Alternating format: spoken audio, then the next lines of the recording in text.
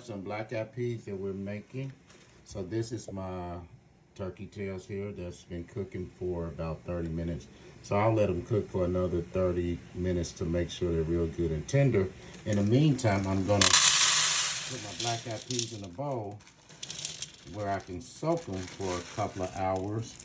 And what you do is just put them in a bowl. You got a little bit of baking soda there that you want to put in it that cuts back on your stomach to help the black-eyed peas where it's not causing a lot of gas. But then I put the water in here to soak them. And like I said, I'll soak them for a couple of hours and just let them sit here, and then I'll come back and I'll rinse them off a couple of times to make sure I get all the baking soda off of them. And then I'll put them inside the pot and let them cook for a couple of hours with the cooking meat. And when you do that, you make sure that when you put them on, you don't stir them or nothing. You just let them cook for a couple of hours. And then after a couple of hours that they have been in the pot with the cooking meat, then you can start beginning to stir them.